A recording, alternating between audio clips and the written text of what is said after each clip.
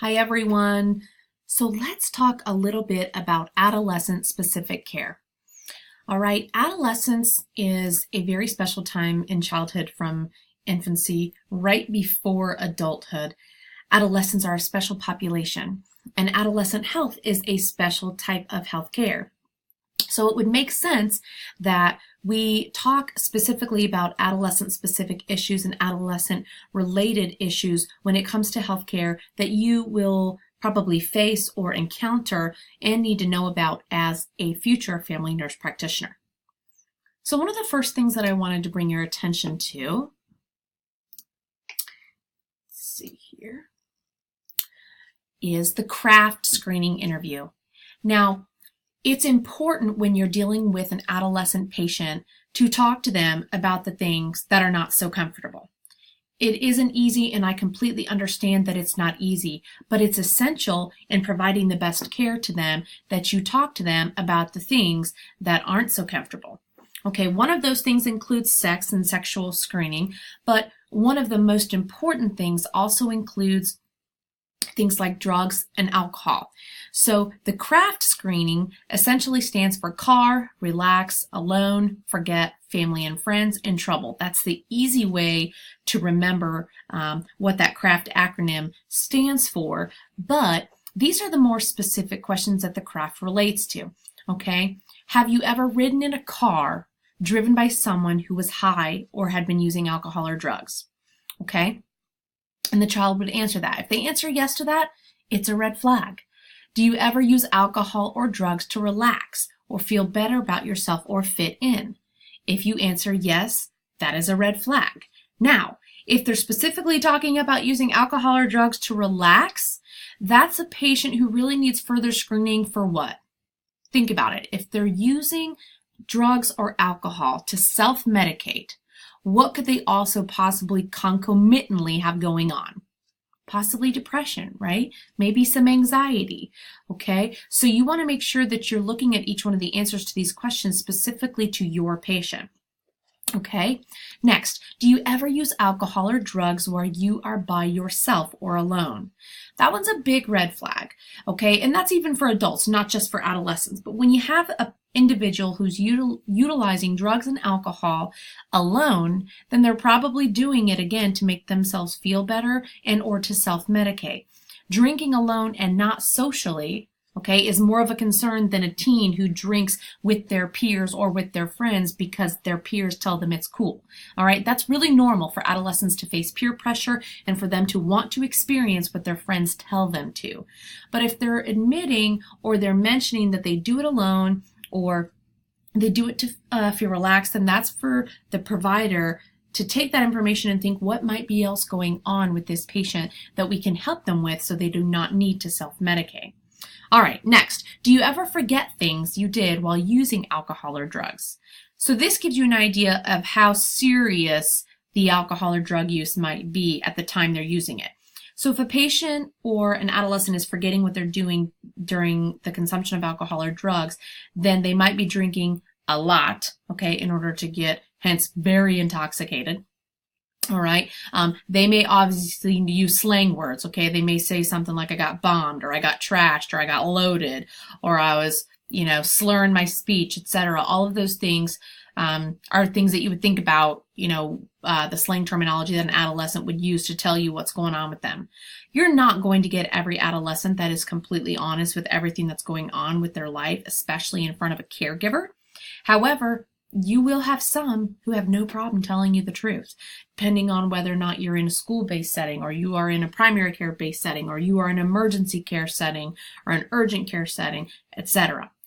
Also depending on how well you use your communication skills between an adolescent and yourself. So a tip, when you're doing a craft screening, this is not the time to stand up over the adolescent with your arms crossed, building a barrier and asking, have you ever ridden in a car driven by someone who was high or had been using alcohol or drugs? Do you see how defensive and scary that is? Like, my gosh, I just scared myself talking like that. Okay, so this is the time instead to be sitting down, to have your legs uncrossed, your arms unfolded, and very casually asking, Have you ever driven in a car or ridden in a car by someone who is higher, been using drugs or alcohol? Bring yourself down to the adolescent level. Don't bring yourself up above them to make them feel like you're superior. They want to know that you're on their level talking to them, and they'll be a lot more apt speaking to you if they feel like they can trust you. And the only way an adolescent is going to trust you is if they can relate to you. And they can't relate to people who are pompous, like what I was just showing you. All right. So the next question, do your family or friends ever tell you that you should cut down on your drinking or drug use? There are a few adolescents that you're going to meet, that you're going to see, that are so bad to the point where they are bringing themselves in because family members are telling them to cut down on their drinking or their drug use. But it is more possible that a friend might tell them, you know, hey man, you're really drinking a lot lately, or do you even remember what you did last night, dude? Things like that. So that's an important question, because some teenagers or adolescents might not even realize when they're answering that question how important or how serious, the issue is.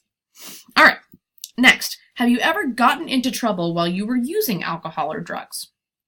Okay, this one is also a red flag. All of these questions are red flags.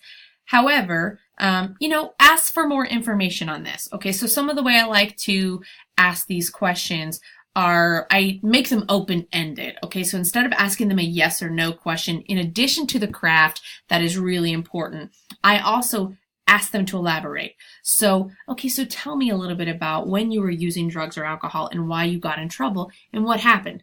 Because there's a very big difference between someone who says, well, I brought a 6-pack of alcohol to school and I was intoxicated on my way in the bus and I got suspended for 2 weeks, than a story where a teenager says, well, my friend and I went to the movies and he brought a Hard Mike's lemonade and we each took a sip and then we threw it away and we got super scared and we were caught and we were in trouble. Do you see the difference in that? So make sure you're having a teenager or adolescent elaborate on the situation that caused them to answer these questions the way they did. So the top of the craft screening interview is also really important, okay? They want to know if you're drinking alcohol, but if you're smoking marijuana or also cigarettes, okay, this other little form here, hashish, or is just a different name for marijuana. They may call it lots of different things, okay? Weed, depending on if it's laced with another type of drug. I mean, I hate to say this in such a, very risque terminology, but the reality is your teen's probably not going to come in and tell you that I smoke marijuana frequently. They may come in and tell you I smoke weed. Okay, so make sure that you're understanding what those terms are that are slang words and slang terminology for what drugs are, illicit drug use by a teenager and adolescent. Using anything else to get high. Okay, illegal drugs, over-the-counter prescription drugs, things that you sniff. Okay, it is unfortunate but true that there are parties that take place with adolescents where every adolescent brings all kinds of medications. They call them fishbowl parties. They bring all kinds of medications from their caregivers, their parents' house, and they put them in a big bowl and everybody takes a few, and that's the party. It's very dangerous, okay, but instead of being judgmental when talking to teens about this, you just want to educate them. You just want to find out what they're doing and then talk to them about the safety risks of that. If you're finding that you really need to talk to an adolescent alone and you can't get that done with the caregiver in the room, okay, some of the other things that you would talk to them about might be sex, of course, but we'll talk a little bit more about that in the sexuality video. If you're having that problem, then ask the caregiver, would you mind if I talk to Bobby Sue for 5 minutes alone? I think it might really help our relationship, or I think it might help me care for him better. Or her better. Okay, don't be afraid to ask. I ask that all the time, and about 50% of the time, the caregiver gets right up and leaves. They understand. All right. Let's see here. Next, I wanted to talk to you a little bit about confidentiality in healthcare. Now, this is one of the resources that I provided you in your module this week. And I'm not going to go over every single one of these links because that would take a long time. But I want for you to just quickly take a look at each one of the topics here in healthcare confidentiality, because it's important to understand what the confidentiality rights of an adolescent and a young adult are. All right. And they are vulnerable populations, so they are protected by those confidentiality clauses and laws that we have, which are varied by state. All right, so this here, adolescenthealth.org, is more of a broad topic on confidential laws in healthcare, but it will help you to understanding your more specific state statutes for confidentiality in adolescence and healthcare. All right, now this reference, hang on a second, I might have put it down here. Here we go. So this reference that I also posted in your module for adolescent issues, okay, consent to medical treatment for minor children overview of the North Carolina law. This is really helpful. Okay, it will help you to understand what can you do and what can you not do when it comes to adolescent healthcare. I am going to briefly sum up the most important components and the most common things that you will see. But you are responsible for understanding the law and the state that you live with regard to care of adolescents and children.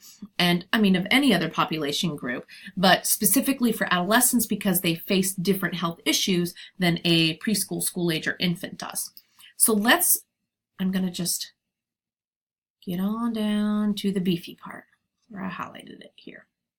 Okay, so one of the biggest questions I always get is, Dr. Bice, what can I do to a minor without their caregiver's consent? Great question.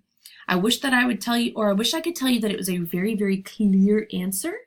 Unfortunately, for most state statutes, the answer is a little bit vague, and it leaves the decision up to the provider to kind of come to an understanding, to advocate for that child in the most appropriate way based on what you are dealing individually with that kid.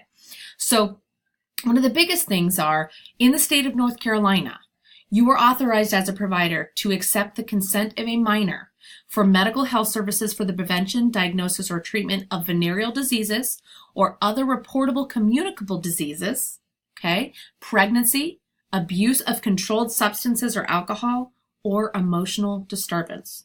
Okay, so that is where the little gray area is that you can say, all right, I think I am safe to care for this adolescent with these issues. However, okay, and it says right here in the statute does not authorize a minor to consent to abortion, reproductive sterilization, or admission to a 24-hour mental health or substance abuse treatment facility. Okay? So if you have a minor who comes into you intoxicated, they're really sick and they're vomiting, they need Zofran, and you know they're drunk, okay, then you have the ability to treat that patient and do what's best for them at that time with regard to their intoxication. However, if they are really drunk and also really overdosed on drugs and have a major mental health issue and need immediate attention and admission to the hospital, you don't have consent to do that on your own. You would need to make sure that you seek treatment for that or seek caregiver consent for that. Here is the most important part of this clause here, okay? We're going to go back up. See if I can find it in the beginning here. Here it is. The most important component of your decision making as a provider is that that adolescent minor has the decisional capacity, okay, to make a decision about their health care. To give you a better understanding of this, what it means is to give effective consent, okay, at any age, they must have sufficient capacity to understand their own health status and health care needs. It's your responsibility to understand whether or not they have the ability to do that. There is no defined age in this clause. And in fact, we will go down, I think it specifically says here for the summary. Healthcare providers will often inquire if there's a minimum age, and there isn't. So what that means is if a 13-year-old comes in to you and says, I think I have gotten pubic lice from my sex partner, this is what's going on with me, I really need treatment, my parents do not know I have sex, I understand it's a health concern, and you feel they have decisional capacity, then you can treat them.